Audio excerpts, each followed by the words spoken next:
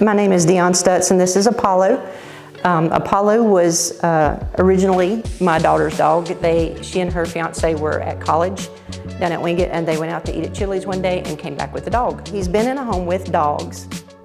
He was fine as a puppy, had no issues with him with any aggression or anything. He played well with everybody, didn't guard his food. I'm guessing 6 to 8 months ago is when we realized how aggressive he was becoming with it. It was no longer a fun game. It was, we can't play with toys with him and other dogs anymore.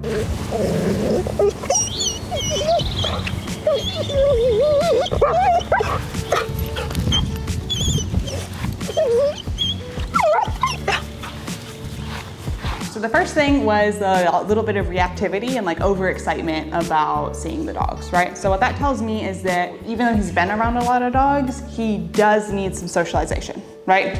He needs to get out places, he needs to see new stuff. And we can see that a little bit with his anxiety being somewhere new too. Get him comfortable somewhere new. The reason that is going to be important in regards of everything you're doing at home is that is going to be physical and mental stimulation, right? So he's got a lot of stuff going on at home. He's got the backyard, he's playing, you've got other dogs coming and going. But you'll find that dogs, when they are lacking consistent physical, mental stimulation in a structured way, they tend to channel that into inappropriate behaviors.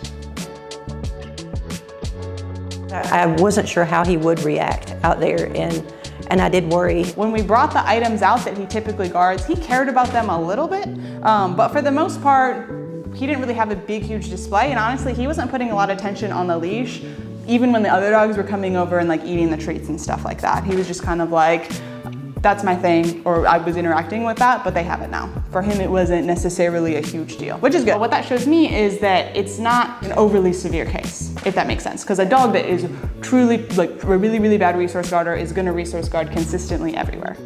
You can immediately see in his disposition, oh, I've messed up, and I'm sad. I didn't mean to not be a people pleaser.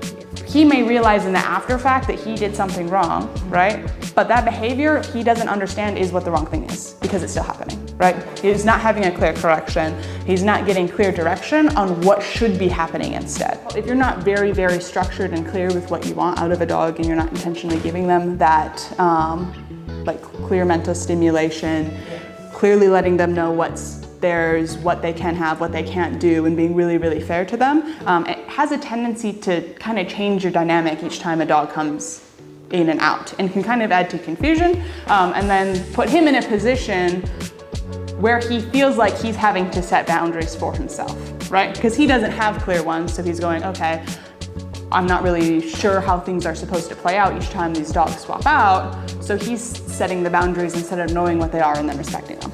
Does that make sense? So in that way, he's kind of been set up in a way that's unfair to him to behaving in a way that's highly problematic for us living with dogs. Right. Does that make sense?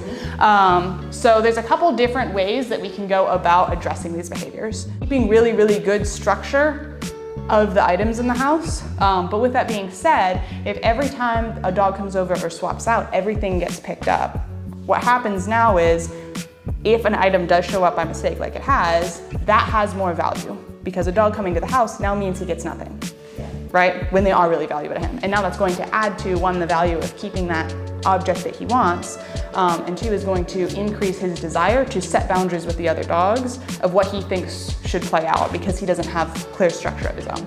Believe it or not, just even going on some long walks with him in new places consistently is going to help this a lot, just from the standpoint of giving him a different outlet for physical and mental stimulation than just his items. Does that make sense? Because if you will go for like a walk around the park, stuff like that, he's still burning exercise that way, and it's not exclusively playing with a toy, then he's already getting tired should he get a hold of something. Does that make sense? The other nice thing with that is what we can see when other animals are around, he'd much rather play with the toy than play with them, right? Is he doesn't have necessarily an issue with other dogs, but that's probably not his favorite way to be entertained. You know what I mean? And that could be because he is around a lot of dogs at home. He does need to learn how to interact with dogs out of the home and to learn that that's normal. So seeing him react differently out there and hearing you guys say, no, that's a good sign, I mean, he did still show some fear and some aggression, but just seeing the different interaction and hearing, you know, what you guys, I mean, I can see where we did unintentionally build this environment for him to act the way he does. And so, you know, hearing you guys come back and say, here's some things you can do differently. And it's not, he's not going to be this way forever, because, you know, that we can actually train him to do differently. We can set up the boundaries needed. Yeah, it was way worth my time to come up here.